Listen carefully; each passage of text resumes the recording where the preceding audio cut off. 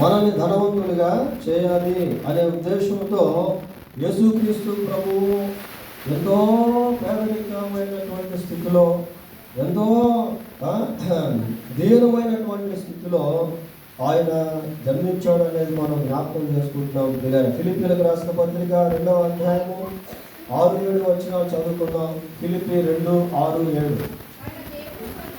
ఆయన దేవుని స్వరూపము కలిగిన వాడై ఉండి దేవునితో సమానముగా ఉండుట,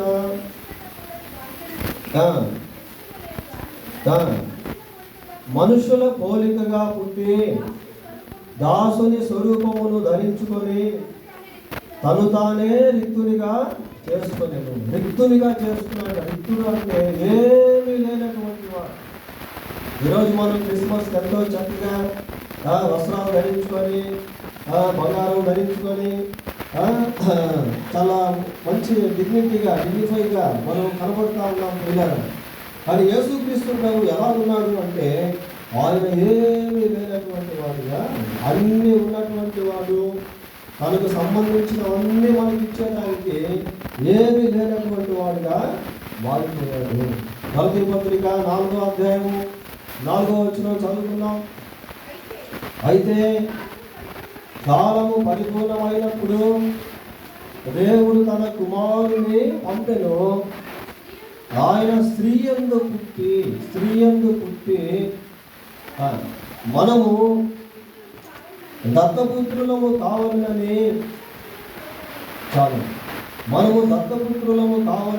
యేసుక్రీస్తు జన్మ వెనుక ఉన్న ఒక ప్రత్యేకమైనటువంటి ఉద్దేశము పిల్లరా, మన పరలోక రాజ్యానికి వారసులుగా చేయాలనేది. That is the major purpose of God behind his birth.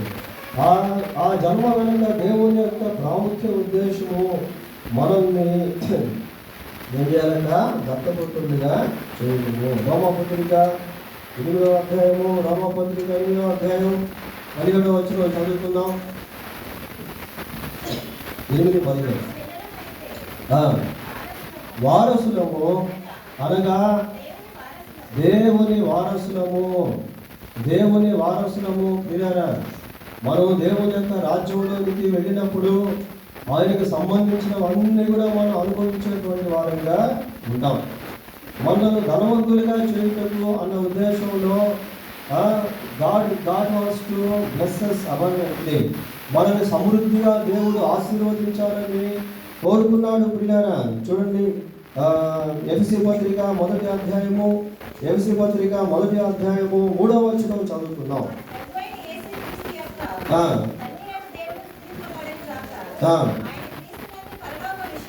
క్రీస్తునందు పరలోక విషయములలో ఆత్మ సంబంధమైన ప్రతి ఆశీర్వాదమును మనకు అనుగ్రహించింది. ఆత్మ సంబంధమైన ప్రతి ఆశీర్వాదం, ఆత్మ సంబంధమైనటువంటి ఆశీర్వాదాలు. భౌతికంగా మనం అనేకమైనటువంటి వాటిని అనుభవిస్తూ ఉన్నాం. కానీ ఆత్మ సంబంధమైనటువంటి ఆశీర్వాదాల్లో దాగి ఉన్న ఐశ్వర్యం ఏంటి అంటే శాంతి, సమాధానము, నెమ్మది, పరిశుద్ధత, క్షమాగుణము, ఇవన్నీ కూడా దాగి ఉన్నాయి పిల్లల. యేసుక్రీస్తులో మనం ఐశ్వర్యవంతులముగా దేవుడు మార్చాడు. ఆయన మనల్ని ధనవంతులుగా చేయుటకు మన నిమిత్తము దరిద్రుడు అయ్యాడు పిల్లల. కాబట్టి యేసు ప్రభు పుట్టినటువంటి సమయంలో ఆయన చాలా పేదరికమైనటువంటి స్థితిలో ఉన్నట్టుగా మనం కాదు. ఇంకా క్రిస్మస్లో క్రీస్తును మనం ఏ విధంగా చూడగలము అని అంటే, చూడండి ఒకసారి యెషయా గ్రంథం 9వ అధ్యాయం 6వ వచనం. యెషయా గ్రంథం 9వ అధ్యాయం 6వ వచనం. ఏలయనగా మనకు శిశువు పుట్టెను. యేసు ప్రభు ఎలాగ పిలువబడుతున్నాడు ఇక్కడ? He is called infant. ఆయన శిశువుగా పిలువబడుతూ ఉన్నాడు పిల్లలు. యేసుక్రీస్తు ప్రభు శిశువుగా జన్మించాడు. చిన్న శిశువుగా యేసుక్రీస్తు ప్రభు మనకు కనబడుతూ ఉన్నాడు. వాస్తవానికి ఆయన్ని రియాలిటీలో మనం చూసినట్లయితే సొలొమోను ప్రార్థన చేస్తూ ఒక మాట అంటాడు. ఏమంటాడు చూడండి, రాజుల మొదటి గ్రంథం 8వ అధ్యాయము రాజుల మొదటి గ్రంథం 8వ అధ్యాయము 27వ వచనాన్ని చదువుకుందాం. నిశ్చయముగా నివాసము చేయుడు ఆకాశ మహాకాశములు సహితము నిన్ను పట్టజాలము. చూడండి పిల్లలు, ఆకాశ మహాకాశములు సహితము నిన్ను పట్టజాలము అంటే God is the omni present. ఆయన సర్వంతర్యామిగా ఉన్నటువంటి వాడు. ఆకాశ మహాకాశములు ఆయనను పట్టజాలము ప్రియులారా. అటువంటి మహా గొప్ప దేవుడైనటువంటి యేసుక్రీస్తు ప్రభు మరి ఈ లోకంలో ఎలాగ కనిపిస్తున్నాడంటే చిన్న శిశువులాగా కనిపిస్తాడు. ప్రకటన గ్రంథం 5వ అధ్యాయము 11, 12 వచనాలు చదువుకున్నాం.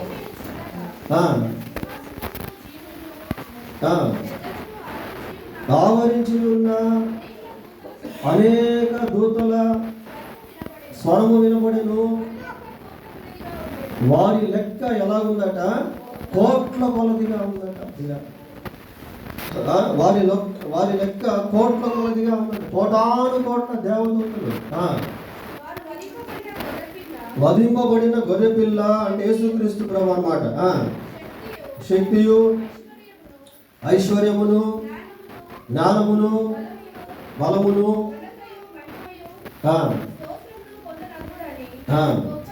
గొప్ప స్వరముతో చెప్తా ఉన్నాడు. మనం ఆ శిశువులో, ఆ బెత్లెహేములో కేవలం ఒక చిన్న శిశువును మనం చూస్తూ ఉన్నాం ప్రియ. ఆయన రియాలిటీలో మనం చూసినట్లయితే కోట్ల దేవదూతలు ఆయనను ఆరాధిస్తూ ఉన్నారు. ఒక గొప్ప క్రిస్మస్ దృశ్యము ఆ ప్రకటన గ్రంథం 5వ అధ్యాయం 11, 12 వచనాల్లో చూస్తూ ఉన్నాం. No one can count the angels. ఎవరు లెక్కింపలేనటువంటి కోట్ల సంఖ్యలో ఉన్నటువంటి దేవదూతలు యేసుక్రీస్తు ప్రభువును అక్కడ ఆరాధిస్తూ ఉన్నారు. ఆయన ఆకాశ మహాకాశములు పట్టజాలనంత మహాదేవుడుగా పిలువబడుతూ ఉన్నాడు ప్రియులారా. యేసుక్రీస్తు యొక్క కాంప్లెక్షన్ అంటే ఆయన యొక్క నిజ స్వరూపం ఎలాంటిది అంటే ప్రకటన గ్రంథం 1వ అధ్యాయము 14, 15 వచనాలు చదువుకుందాం. ఆయన తలయు తల వెంట్రుకలను తెల్లని ఉన్నిని పోలినవై ఉండెను. ఆయన నేత్రములు అగ్ని జ్వాల వలె ఉండెను. ఆయన పాదములు మెరియుచున్న అపరంజితో సమానమై. చూసారా? యేసుక్రీస్తు ప్రభు యొక్క కన్నులు ఎలా ఉన్నాయట? అగ్ని జ్వాలల వలె కనబడుతూ ఉన్నాయి. ఆయన యొక్క ఇమేజ్, ఆయన యొక్క స్వరూపము ఇక్కడ ఆ విధంగా యోహాను చూస్తూ ఉన్నాడు పిల్లలు. కానీ యేసు ప్రభు ఈ లోకంలో జన్మించినప్పుడు ఎలా కనబడుతున్నాడు అంటే చిన్న శిశువులాగా కనిపిస్తాడు. మనం యేసుక్రీస్తు ప్రభువుని అన్ని డైమెన్షన్స్లో నుంచి చూసే విధంగా దేవుని వాక్యం మనకి ఇవ్వబడింది. యేసు ప్రభు ఈ లోకంలో జన్మించినప్పుడు ఆనాటి ప్రజలు కొంతవరకు మాత్రమే ఆయన చూడగలిగారు. జ్ఞానులకు యేసుక్రీస్తుని గురించి కొంత మాత్రమే తెలుసు. వారు అర్పించినటువంటి ఆ కానుకల్లో వారికి ఉన్నటువంటి గ్రహింపు కొలతతో కూడినటువంటిది, పరిమితితో కూడినటువంటిది. యేసుక్రీస్తు జన్మించినప్పుడు గొర్రెల కాపర్లు వెళ్ళి ఆ చిన్న శిశువును చూసినప్పుడు వారికి కూడా కొంతవరకే తెలుసు. దేవదూతలు వారికి ఏదైతే చెప్పారో వాటిని గురించే అవగాహన వారు కలిగి ఉన్నారు. కానీ టోటల్ ఆఫ్ ద పిక్చర్ అంటే పూర్తి అవగాహన వారికి లేదు ప్రియులారా. అయితే ఈ రోజుల్లో దేవుడు తన మహాకృప చేత ఈ బైబిల్ గ్రంథాన్ని మనకి ఇచ్చాడు. ఈ బైబిల్ గ్రంథంలో యేసుక్రీస్తు ప్రభు ఎలాంటి వాడో అన్న విషయాలు చాలా స్పష్టంగా దేవుడు రాయించాడు. కాబట్టి ఈ సందేశంలో ఆ చిన్న శిశువులో ఉన్నటువంటి యేసుక్రీస్తు ప్రభు ఎంత గొప్పవాడో అన్న సత్యాన్ని కూలంకుషంగా మనం జ్ఞాపకం చేసుకుంటూ ఉన్నాం. యేసు ప్రభు జన్మించినప్పుడు ఆయన ఒక చిన్న శిశువులాగా కనిపిస్తా ఉన్నాడు. ఇలా యేసు ప్రభు జన్మించినప్పుడు ఆయన ఎంతో పేదరికమైనటువంటి స్థితిలో మనకు కనిపిస్తా ఉన్నాడు. ఇంకా యేసుక్రీస్తుని గురించి మనం ఆలోచన చేస్తే ఆయన జన్మించుటలో he has a specific flesh and blood. ఆయన రక్త మాంసములు కలిగినటువంటి వాడుగా ఉన్నాడు. యోహాను సువార్త 1వ అధ్యాయం 1వ వచనం చూడండి. 1వ అధ్యాయం 1వ వచనం. ఆదియందు వాక్యము ఉండెను, వాక్యము దేవుని యందు ఉండెను, వాక్యము దేవుడై ఉండెను. వాక్యము దేవుడై ఉండెను. ఓంకార శబ్దం అంటాం కదా, అది వాక్యానికి పోలిక లాంటిది. ప్రియ, ఆదియందు వాక్యము ఉండెను, వాక్యము దేవుని యందు ఉండెను, వాక్యము దేవుడై ఉండెను, వాక్యము దేవుడై ఉండెను. 14వ వచనం. ఆ వాక్యము శరీరధారి అయి, అదే క్రిస్మస్ అంటే. వాక్యం ఏమైపోయింది? శరీరాన్ని ధరించింది. దేవుడు, వాక్యం అయినటువంటి దేవుడు శరీరాన్ని ధరించి ఈ భూమి మీద కనిపించాడు. ప్రియులారా, ఆయన శరీరాన్ని ధరించాడు. చూడండి, హెబ్రీ పత్రిక 2వ అధ్యాయము 14-15 వచనాలు చదువుకుందాం. హెబ్రీ పత్రిక. కాబట్టి ఆ పిల్లలు రక్త మాంసములు గలవారైనందున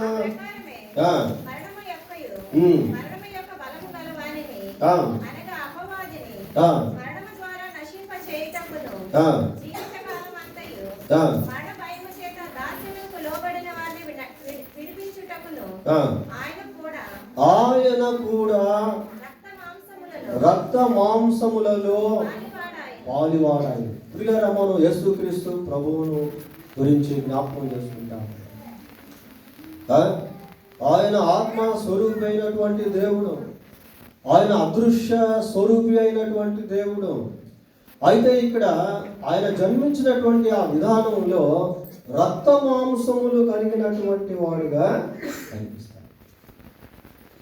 రక్త మాంసములు కలిగినటువంటి ఆ చిన్న శిశువును మనం చూస్తూ ఉన్నాం. ప్రియ, చాలా వరకు శిశువును చూస్తారు కానీ ఆ ఫార్మేషన్, ఆకృతి లేక ఆ నిర్మాణముల గురించి చాలాసార్లు మనం అంత ఎక్కువ ఆలోచన చేయకుండా, యేసుక్రీస్తు ప్రభు మనలాగా రక్త మాంసములు కలిగినటువంటి దేహంతో జన్మించాడు. Why he became had his birth, why he had that kind of birth. ఆయన ఎందుకు అటువంటి జన్మను కలిగి ఉన్నాడు? Why he became like flesh and blood. ఎందుకు ఆయన రక్త మాంసములు కలిగినటువంటి వాడిగా కనబడుతూ ఉన్నాడు? ఇది చాలా ప్రాముఖ్యం. ప్రియ, యేసుక్రీస్తు అలాగున జన్మించడం వలన ఆయన దేహము, ఆ దేహములో ఉన్నటువంటి రక్తము మానవ పాప క్షమాపణకు మూలాధారముగా మారింది. ప్రియులారా, పేతురు రాసిన 1వ పత్రిక 2వ అధ్యాయం 24వ వచనంలో ఆయన మన పాపములను తన శరీరము పైన మాను మీద తన శరీరమందు మోసుకొని, ఆ ఒక్కటి మాకు చదవండి.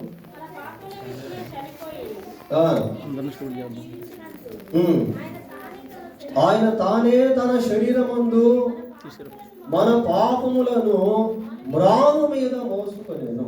తన శరీరమందు మన పాపములను మ్రాను మీద, ఆ వాక్యమే శరీరధారి. ఆ చిన్న శిశువుగా కనిపించే ఆ శరీరము, ఆ చిన్న శిశువుగా కనిపించే ఆ శరీరము మన పాపములను మ్రాను మీద మోసేటువంటి సాధనంగా మార్చబడింది. పిల్లలు, ఈ సత్యం క్రిస్మస్లో మనం గుర్తించాలి.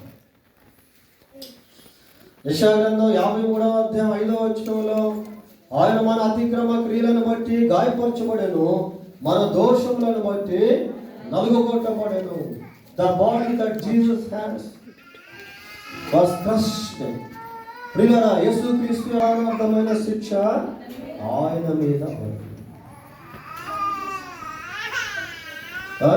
రక్త మాంసములలో ఆయన పాలువాడయ్యాడు. ప్రియులారా, ఎందుకు రక్తము అని అంటే చూడండి, మత్తయి సువార్త 26వ అధ్యాయం 28వ వచనం. 26-28 మత్తయి సువార్త. ఇది నా రక్తము అనగా పాప క్షమాపణ నిమిత్తము అనేకుల కొరకు చిందింపబడుచున్న నిబంధన, పాప క్షమాపణ కొరకు చిందింపబడుచున్న నిబంధన రక్తము. యేసు ప్రభు శరీరధారిగా లేక రక్తమాంసములు కలిగిన దేహముగా ఆయన ఈ లోకంలో జన్మించడంలో ఉన్న ఉద్దేశం చాలా ఇంపార్టెంట్ పిల్లలు. ఆ ఉద్దేశం అనేటువంటిది చాలా ప్రాముఖ్యమైంది. మానవ పాప క్షమాపణ కొరకు యేసు ప్రభు యొక్క రక్తము చిందించబడింది. ఎందుకు ఆ రక్తము అనంటే పాప క్షమాపణ కొరకు. ఎందుకు ఆ రక్తము అంటే మనల్ని నీతిమంతులుగా తీర్చేదానికి. రోమాపత్రిక 5వ అధ్యాయం 9వ వచనం ఒకసారి చూడండి. రోమాపత్రిక 5వ అధ్యాయం 9. రక్తము వలన ఇప్పుడు నీతిమంతులుగా తీర్చబడి మరింత నిశ్చయముగా ఆయన ద్వారా ఉగ్రత నుండి రక్షింపబడుతుంది. ఆయన ద్వారా ఉగ్రత నుండి నీతిమంతులముగా తీర్చబడి. ప్రియులారా, యేసుక్రీస్తు ప్రభు యొక్క రక్తము ద్వారా మనం నీతిమంతులముగా తీర్చబడతాం. నీతిమంతులుగా తీర్చబడకపోతే, పాప క్షమాపణ పొందకపోతే దేవుని యొక్క రాజ్యంలోనికి, పరలోక రాజ్యంలోనికి మనం ప్రవేశించలేం. అలాగే యోహాను రాసిన మొదటి పత్రిక 1వ అధ్యాయం 7వ వచనంలో యేసు రక్తము ప్రతి పాపము నుండి మనలను పవిత్రులుగా చేయును. యేసు రక్తము ద్వారా మనం పవిత్రపరచబడతాం. యేసు ప్రభు యొక్క రక్తము ద్వారా మనం నీతిమంతులముగా తీర్చబడతాం. యేసు ప్రభు యొక్క రక్తము ద్వారా మనం పాప క్షమాపణను పొందుకుంటాం. ప్రియులారా, the saviour came to the world to save the world. యేసుక్రీస్తు, రక్షకుడైనటువంటి యేసుక్రీస్తు లోకాన్ని రక్షించేదానికి రక్షకుడుగా ఈ లోకంలో జన్మించాడు. ప్రియులారా, అదే కదా ఈ బ్యానర్లో మనం చూస్తాం. దావీదు పట్టణమందు నేడు రక్షకుడు మీ కొరకు పుట్టి ఉన్నాడు, ఈయన ప్రభువు అయిన క్రీస్తు. రక్షకుడు పుట్టి ఉన్నాడు, ఈయన ప్రభువు అయిన క్రీస్తు. Why the saviour came to the world. ఎందుకు రక్షకుడు ఈ లోకంలో జన్మించాడు, ఈ లోకంలో ఎందుకు ఆయన లోకానికి వచ్చాడు అంటే రక్షణ ఇచ్చేదానికి. నశించిన దాన్ని వెతికి రక్షించుటకు మనిషి కుమారుడు వచ్చాడు. కాబట్టి యేసు ప్రభు రక్షకుడు. ఆయన మన ఆత్మను ఆ నిత్య నరకము నుండి రక్షించేదానికి ఈ లోకంలో జన్మించాడు. ప్రియులారా, ఎవరైతే యేసు ప్రభు నందు విశ్వాసం ఉంచుతారో వారు మాత్రమే పాప క్షమాపణ పొందుతారు. ఎవరైతే పాప క్షమాపణ పొందుతారో వారు మాత్రమే నిత్య నరకాన్ని తప్పించుకుంటారు. ఎవరైతే పాప క్షమాపణ పొందుతారో వారు మాత్రమే దేవుని యొక్క రాజ్యంలోనికి ప్రవేశిస్తారు. ప్రియులారా, ఈ లోకంలో ఉన్న సమస్త మానవులందరి కొరకు యేసుక్రీస్తు లోకంలో జన్మించాడు. అందుకే యేసు ప్రభు జన్మించినప్పుడు దేవదూతలు మాట్లాడుతూ అన్నారు, ఇదిగో ప్రజలందరికీ కలగబోవు మహా సంతోషకరమైన సువర్తమానం. ప్రజలందరికీ కూడా శుభవార్త ఏంటి అంటే యేసు ప్రభు యొక్క జన్మ. ప్రజలందరికీ కూడా మహా సంతోషం ఎప్పుడు పొందుతారు అంటే మన ఊరికే క్రిస్మస్ చేసుకోవడం వల్ల కాదు, ఊరికే కొత్త బట్టలు ధరించడం వల్ల కాదు. ప్రియులారా, ఆ సంతోషం, మహా సంతోషం మనం ఎప్పుడు అనుభవిస్తాం అంటే మనం ఆత్మరక్షణ పొందినప్పుడు, మనం పాప క్షమాపణ పొందినప్పుడు. జైల్లో ఉన్న వాళ్ళకి తీసుకెళ్ళి బిర్యానీ ప్యాకెట్ ఇచ్చామనుకోండి, వాళ్ళకి ఏమంత సంతోషం ఉండదు. కానీ వాళ్ళకి ఎప్పుడు సంతోషం వస్తుంది చెప్పండి? విడుదల వచ్చినప్పుడు. కరెక్ట్గా చెప్పారు. కాబట్టి మనం ఎప్పుడైతే విమోచించబడతామో అప్పుడు ఆ సంతోషాన్ని మనం అనుభవించేటువంటి వారంగా ఉండగలుగుతాం. కనుక యేసుక్రీస్తు ప్రభు యొక్క ఆ శరీరముల గురించి మనం చూస్తాము. ఆయన జన్మించినప్పుడు రక్తమాంసములు కలిగినటువంటి దేహంతో ఆయన జన్మించాడు. ఇంకా క్రిస్మస్లో క్రీస్తు ప్రభు మనకి ఎలా కనిపిస్తాడు అంటే చూడండి, లూకా సువార్త 1వ అధ్యాయం 35వ వచనం. 1వ అధ్యాయం 35వ వచనం.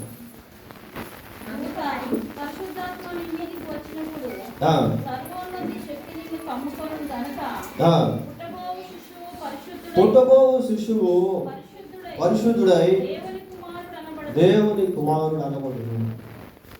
పుట్టబోవు శిశువుని గురించి మనం చూస్తూ ఉన్నాం, కానీ శిశువులో ఉన్న పరిశుద్ధతను చూడలేకపోతున్నాం.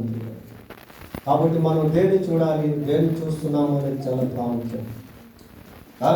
పుట్టబోవు శిశువు ఎలాంటి వాడట? పరిశుద్ధుడు. పుట్టబోవు శిశువు పరిశుద్ధుడు. చాలాసార్లు మనం శిశువును చూస్తాం, శిశువు లోపల ఉన్నటువంటి పరిశుద్ధతను చూడం. కానీ మనం దేన్ని చూడాలి అంటే శిశువుతో పాటు శిశువులో ఉన్న పరిశుద్ధతను కూడా చూడాలి.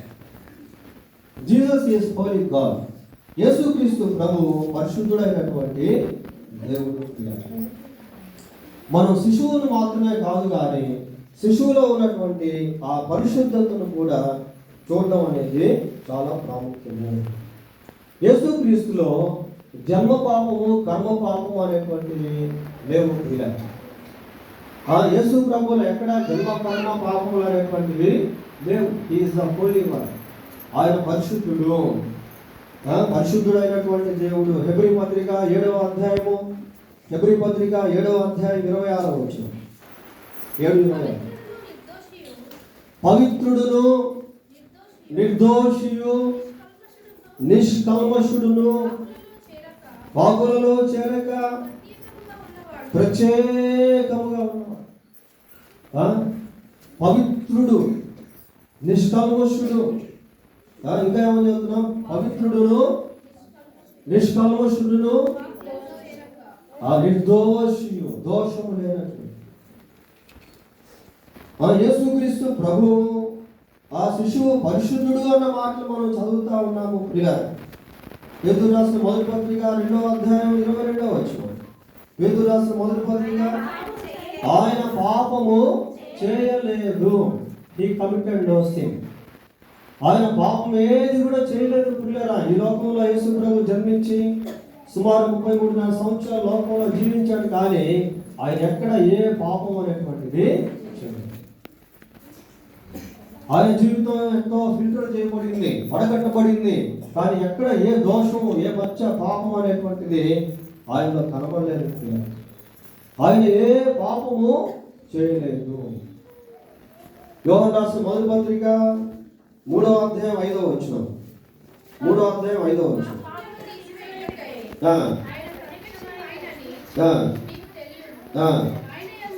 ఆయన యందు పాపమేమీ లేదు. ఆ డిఫరెన్స్ మనం చూడాలి. ఆయన పాపము చేయలేదు ఒకటి, ఆయన యందు పాపం అనేది ఏది కూడా ఈ రెండు చాలా.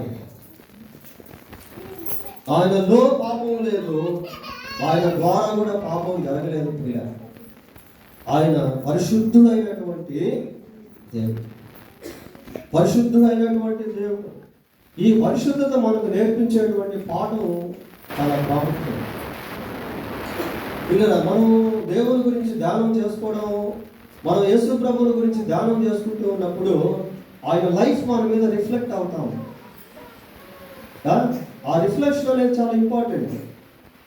ఆయన పరిశుద్ధుడు అన్న విషయాన్ని జ్ఞాపకం చేసుకుంటా ఉన్నాం. పేతురు రాసిన మొదటి పత్రిక 1వ అధ్యాయము 14వ వచనం ఒకసారి చూడండి. నేను పరిశుద్ధుడనై ఉన్నాను కనుక మీరును పరిశుద్ధులై. The Son of God came to the world to make us the children of God. దేవుని కుమారుడు ఈ లోకానికి వచ్చి మనల్ని దేవుని కుమారులుగా చేశాడు. ప్రియులారా, నేను పరిశుద్ధుడును కనుక మీరును పరిశుద్ధులై. ఇది చాలా అవసరం. పరిశుద్ధ దేవుని సేవిస్తూ, పరిశుద్ధ దేవుని గురించి వింటూ, పరిశుద్ధత లేకుండా జీవిస్తున్నట్లయితే మన జీవితంలో నిజమైనటువంటి సమాధానం, సంతోషం అనేటువంటిది ఉండదు. ప్రియులారా, నేను పరిశుద్ధులను కనుక మీరును పరిశుద్ధులై ఉండండి. మీరు విధేయులకు పిల్లలై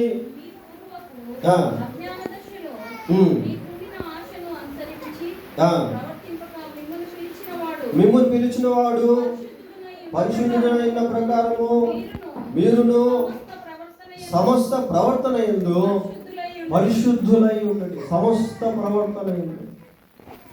ఈరోజు ఎన్నో ప్రాంతాల్లో ఎంతో మంది క్రైస్తవులు లేక క్రైస్తవులుగా పిలువబడేటువంటి వాళ్ళు భయంకరంగా తాగుతారు. పిల్లలు, that is not holiness.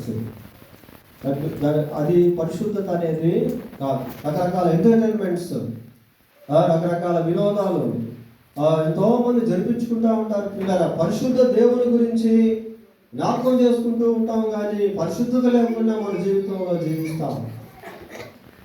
God's characteristics, దేవుని యొక్క గుణలక్షణాలు కలిగి జీవించుట అనేది చాలా ప్రాముఖ్యం. యేసు ప్రభు ఈ లోకంలో జన్మించిన ఉద్దేశాల్లో ఒక ఉద్దేశం ఏంటి అంటే, ఆయన అడుగుజాడల్లో మనుషులు నడవాలి. నిన్ను వలె నీ పొరుగు వారిని ప్రేమించుము. Love your neighbour as yourself. Love your enemies. Pray for those who persecute you.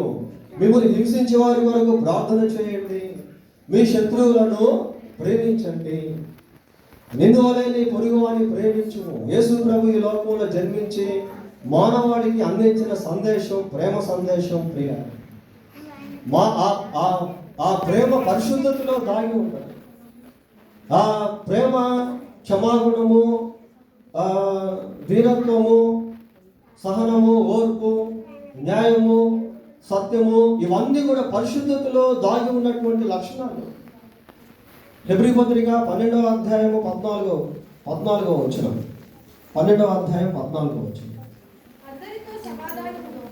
అందరితో సమాధానమును పరిశుద్ధతయు కలిగి ఉండటకు ప్రయత్నం. అందరితో సమాధానం. అందరితో సమాధానం. అందరితో సమాధానం అనేది క్రిస్మస్ లో మనం నేర్చుకోవాల్సినటువంటి పాఠం. ప్రియ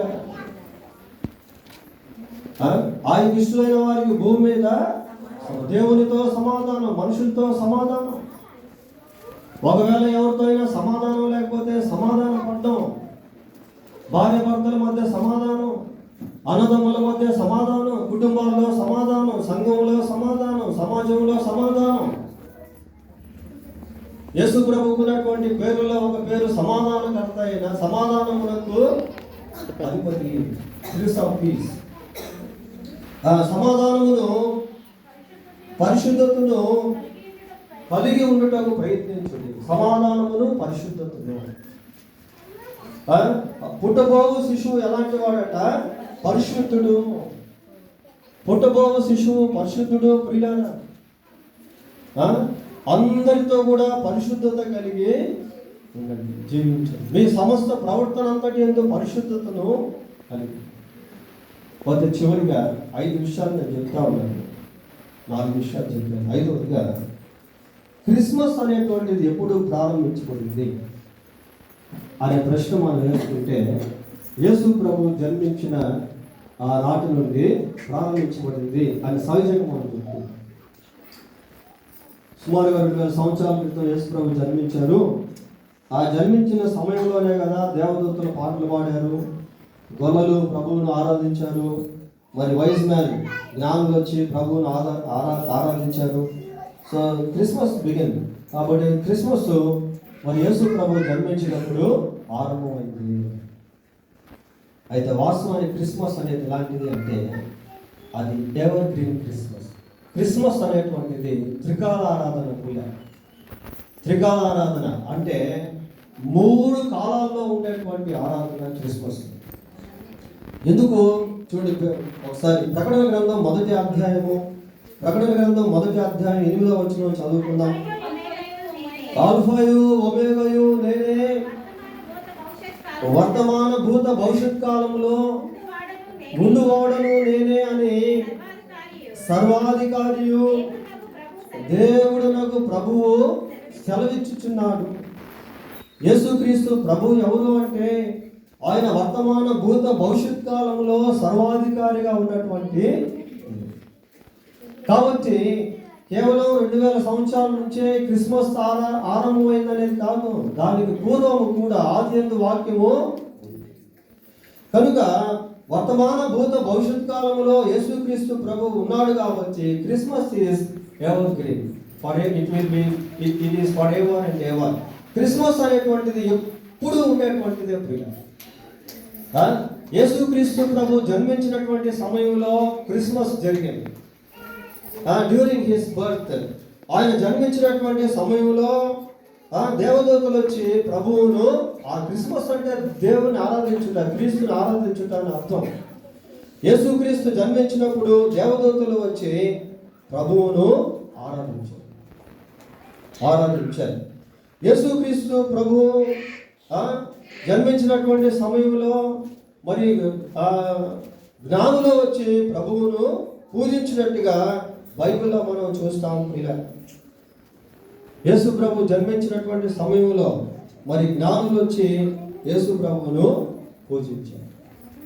అది కూడా మనకు యేసు ప్రభు లోకంలో జీవిస్తూ ఉన్నప్పుడు చాలా మంది యేసు ప్రభువును వర్షిప్ చేశారు. అవన్నీ కూడా క్రిస్మస్లో బాగానే.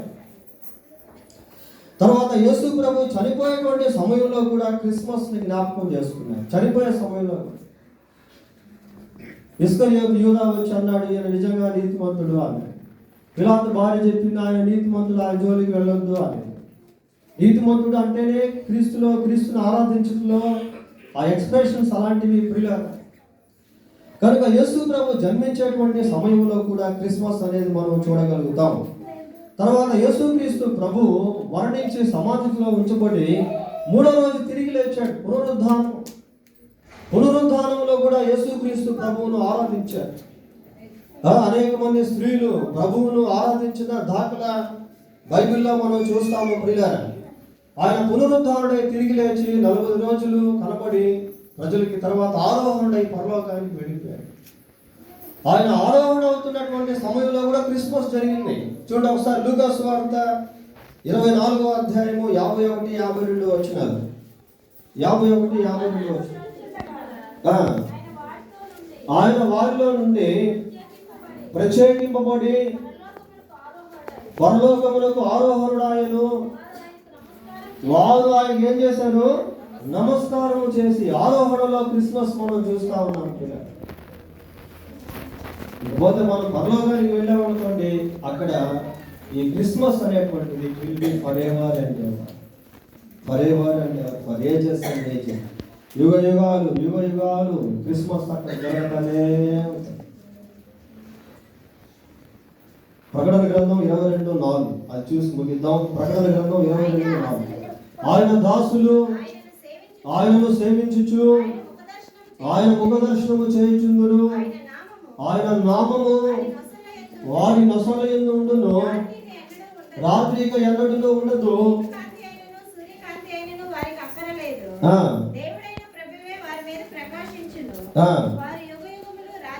వారు యుగ యుగములు రాజ్యము. ఇలా పరలోకంలో యేసుక్రీస్తు ప్రభు నిత్యము ఆరాధించబడతాం. నిజమైనటువంటి క్రిస్మస్ అనేది పరలోకంలో ఎప్పుడు కూడా not only the single day, only the December 25th, December 25వ తేదీ లేక ఒకరోజు క్రిస్మస్ కాదు, కానీ పరలోకంలో ఎప్పుడు క్రిస్మస్ డే. ఆ పరలోకం ఎలా ఉంటుంది అంటే, ఆ పరలోకం ఎంతో సంతోషంతో కూడింది. అక్కడ కష్టం అనేది ఉండదు, బాధ అనేది ఉండదు, దుఃఖం అనేటువంటిది ఉండదు, మరణం అనేటువంటిది ఉండదు, వేదన అనేటువంటిది ఉండదు, రోగం అనేటువంటిది ఉండదు. ఎప్పుడు సంతోషం, ఎప్పుడు ఆనందం, ఎప్పుడు సమాధానం.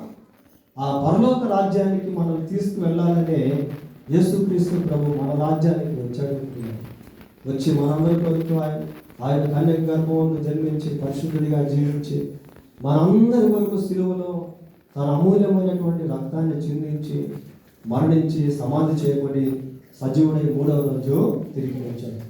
ఎవరైతే యేసుక్రీస్తునందు విశ్వాసం ఉంచుతారో వారు పాపక్షమాపణ పొందుతారు. ఎవరైతే పాపక్షమాపణ పొందుతారో వారు పరలోక రాజ్యంలో ప్రవేశిస్తారు.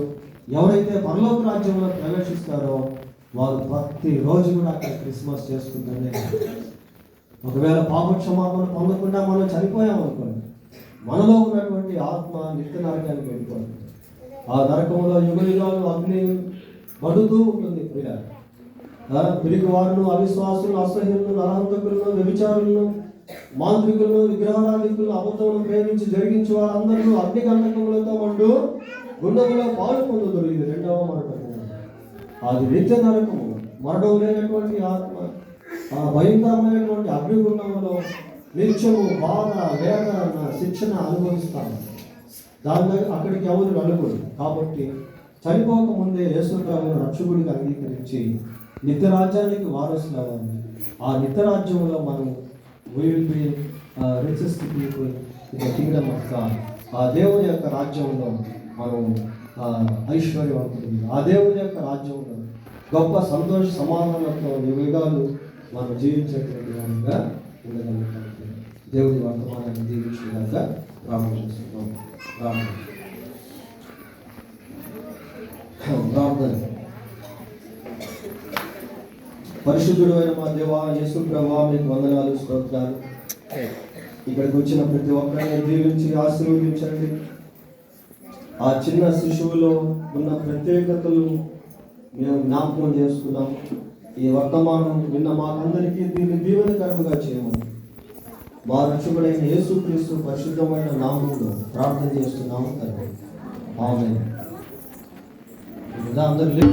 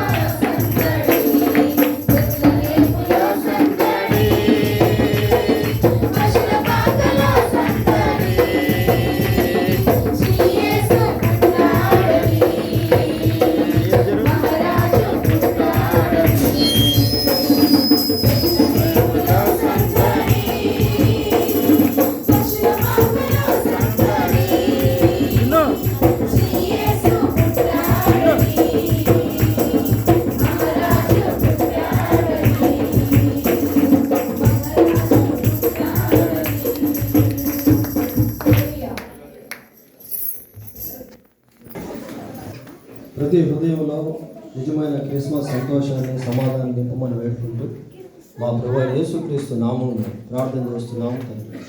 ఆమేన్. మరి ఎవరైనా ప్రత్యేకమైన జెస్సీ